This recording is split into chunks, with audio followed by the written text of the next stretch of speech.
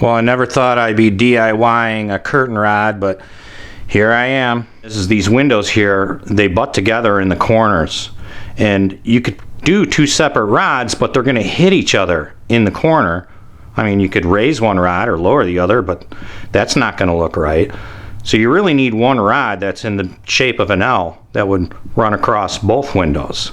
There are curtain rods out there that are in an L that would work for this, but the problem is this window here is 75 inches long, and most of them only extend to 72 inches. So I'd be about an inch or two short on one end, and that's not going to work. Best option I could find was $120 for an L-shaped rod that would go out to 84 inches. So this is why we're going to DIY it and get it done for a lot less money. I started to procure the parts I was going to need to get this done. Went over to the hardware store, got some 1/2-inch PVC tubing. This is a 10-foot stick, which will do the entire job. Keep in mind that for 1/2-inch PVC, that's the inside diameter. That's not the outside diameter of this tubing. 1/2-inch PVC, the outside diameter is 0.830, so it's a little bit chubbier than 3/4 of an inch. Got a couple just simple end caps and a 90-degree connector. We also found some inexpensive brackets online. Got a 6-pack of them, roughly about $2.50 a piece. So these will be the brackets I'll be using. Also got some spray paint, which I already had on hand. The only thing I don't have at this point are those big end cap bobule things, and those are coming in a day or two, which I can get started without those and put those on at the end. So the first hurdle is that this elbow doesn't want to fit in this bracket. Okay, so easy idea. The way this is bent, I'm just going to bend this out a little bit more, give me a little bit more clearance, that way that elbow will drop in. And simply enough, I'm going to put the bracket in the vise, clamp it down, and then bend it up a little at a time to where I get it where I need it. I found, since my vise is just kind of a POS, that if I put it in the top, it keeps wanting to pop out. So I put it right in the bottom where the corkscrew is, and then I could push down on it and bend it to get it to where I want it. I bent that bracket like so. This is a stock one for comparison. And when I did that, I bent it out quite far. I mean, I got a little scuff in here, but that's what the spray paint's for. This is all going to be painted black, and a little spritz on here and you'll never see it. After I got this bent, it still was having an issue not fitting down quite into the bracket the way I wanted it to. So I had to get out my bench grinder and grind off the back of this elbow here. I mean, it's still plenty strong. It's not compromising at all. But now I can get it to fit down in the bracket the way I want it to. Also, this screw here all the way in will help it so that it's not easily going to come out of the bracket. Next up was figuring out how to position the bracket in the corner.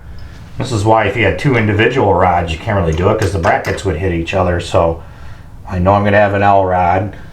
I can't really do two brackets to hold it because then the curtain's only going to open to this spot. It's not going to catch the edge of the window because these are butted together so closely. So I thought, well, maybe I could just do one bracket. That's really all that's needed to hold it up. And if I did it over here, I'd probably have to space it in a little more because the rod's going to be off the wall about this much. It's only going to, one will close fully and the other one's going to miss by an inch. So the only thing I could really come up with that would make both the blinds close fully into the corner would be to put a bracket in the corner.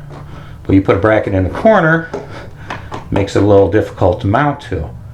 So then I came up with another idea. So I need to fasten this in the corner, not on a wall, which kind of makes it a little difficult because how are you going to get the screw in there and have this thing really be secure? So the idea I came up with is I took a piece of wood, this is a stringer, and I wanted to cut out just a little section so I get like a wedge triangle block like so. And I'm going to put that on the back. So when I pre-drill a couple holes and use some screws, this is going to go right into the corner. One thing also to mention, that these brackets are adjustable here, and this wouldn't work unless these are adjustable. These are all the way in. This will give me about a 2-inch spacing off the wall. But for the corner one, it's got to be extended out. Think of like the hypotenuse of a triangle. This is going to definitely have to be longer. So if these are all the same size, I'll just try to hold this here roughly. Let's pretend the flat part of the bench is the wall. There we go. It'll just about hit it. So if this wasn't able to be extended out, it wouldn't fit in the corner right. The screws for the corner brace are going to have to be just a little bit longer to account for the distance of the wood block. So I found a few from my scrap bin that'll work. I only need 2 of those. Use the drill index gauge to figure out what size they are. 11/64 will pass through. So I took a 11/64 drill bit, drilled it into the block. Unfortunately, my first attempt I was in a little rush and the drill walked and it didn't really drill even holes, so I just cut a new block, and this time I used a center punch to start with, like I should have, and then drilled the hole straight up while not trying to drill through my finger, and they landed exactly in the center. So when I put this all together here with the longer screws, that should be plenty to screw into the corner. And this will all line up perfectly. And you'll hardly even see the block after all is said and done. Brackets are now mounted, and it seems pretty sturdy across the span of all the windows. I made a little mark at the end with pencil so I know where the end of that bracket is, because I'm going to have to cut it down. It was rough cut from the hardware store. The end cap showed up today, and when I first unboxed them, I was like, whoa, wait a minute. These are plastic. I mean, if I was at the store, I probably never would have bought these, but instead of 2 of them, there were 4 of them. You know, for $11, they're here. It's not even worth returning them. And I'm looking at these, and I'm like, you know, when they're up and in the air, you're never going to know the difference between this is plastic or metal, so I'm going to go with them.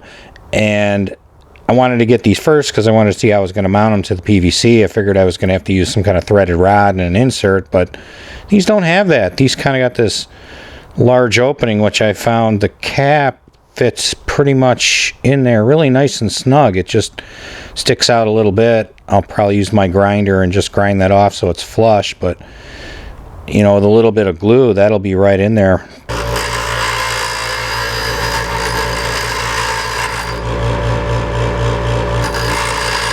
Okay, the end cap's been shortened. It's about a 1/2 inch when I put it on the end because I marked it here. This right here is where the bracket ends that I marked with the pencil. So I'm going to add about a 1/2 inch, and I'm going to cut this with a hacksaw so that when the end cap goes on, it slides right up to this line right here.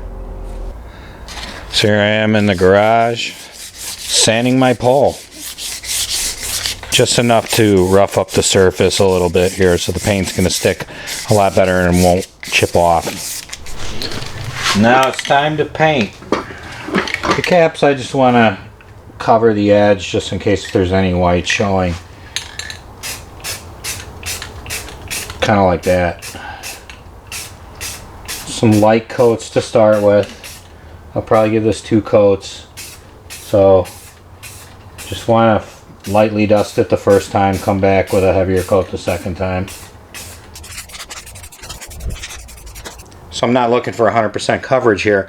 I am going to have to rotate the tubing to get the area that's underneath on the board that I missed, and then I'll hit it with a second coat.